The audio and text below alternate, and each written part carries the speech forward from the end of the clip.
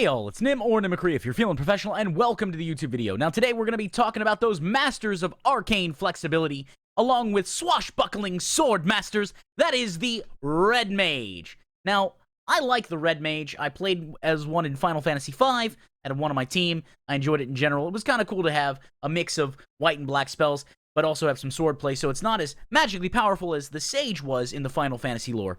But it also could defend itself a little better physically, so, you know, all things in balance, right? But before we get into the Red Mage and all the changes that are going with it, tell you what, if you like what I do, go on and click subscribe and hit that notification bell. That way you can stay up to date with everything the channel does. It also helps the channel out immensely, and I appreciate it. In addition, right now you should see a list of patrons on the screen. Those people have faith in a small MMO creator like myself, and I appreciate that.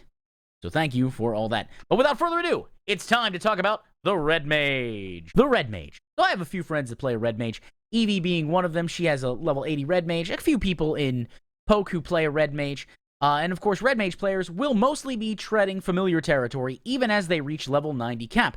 While looking at the existing skill set, we'll see some minor number scaling in terms of how spells accumulate, black and white mana. However, the mana cost for the enchanted versions of Riposte, Zerochow, and Redoublement have been adjusted accordingly. This likely won't affect the current pace of the job. Now, before we continue, I'd like to pause and highlight Zerochow. Now, Zerochow is a fantastic Final Fantasy name. I think of like the Zuzu outside of Messidia in Final Fantasy IV, but only it has armor, or maybe it's upgraded, or it's bigger, has more health, and doesn't instantly kill itself sometimes. But I like that, and they should get a raise. Whoever wrote that should get a raise. The most notable change is called Mana Stack, a level 68 trait that tweaks how you end up casting Ver Flare and Ver Holy. You'll gain 1 mana stack for each enchanted weapon skill you land, maxing out at 3 mana stacks.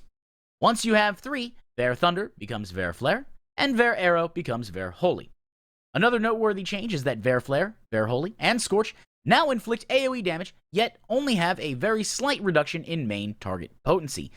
So, pretty simple there. If you have Ver Thunder and Ver Arrow, build up 3 stacks, then get access to more powerful spells.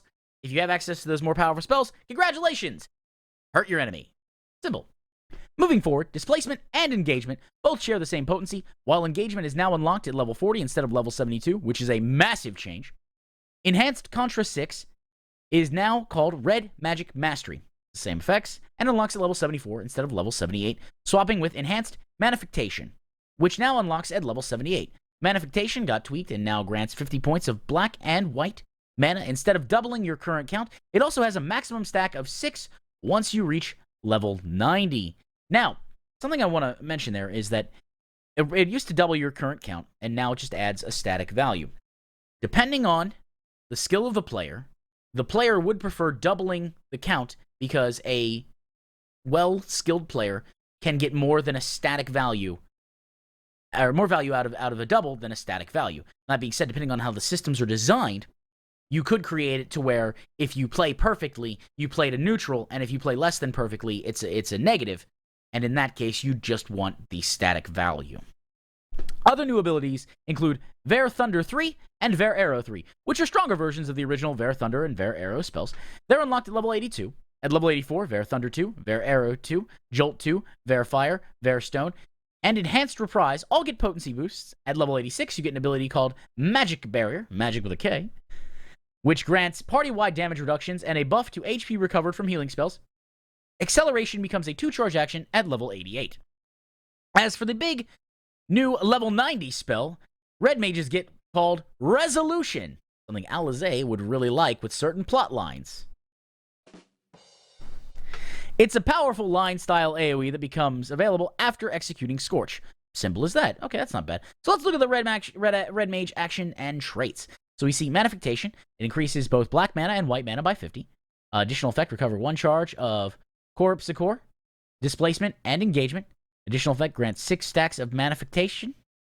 Increases magic damage dealt by 5%, and the duration is 15 seconds. All combos are cancelled upon execution of Manification, and can only be executed while in combat. We then have Ver Thunder 3, deals lightning damage with a potency of 380, increases black mana by 6, 50% chance of becoming Ver Fire ready. Nice. And of course, duration is 30 seconds. Ver Arrow deals wind damage with a potency of 380, increases white mana by 6, 50% chance of becoming Ver Stone ready. and the duration is 30 seconds again. The magic barrier reduces damage or magic damage taken by self and nearby party members by 10% while increasing HP recovered by healing actions by 5%. That has a radius of 15 yalms. That's actually not too bad. I thought it would have been like 5 or 10. Resolution deals unaspected damage to all enemies in a straight line before you with a potency of 750 for the first enemy and 60% less for all remaining enemies. Combo action with Scorch increases both black mana and white mana by 4. Scorch is chained to resolution upon landing Scorch as a combo action.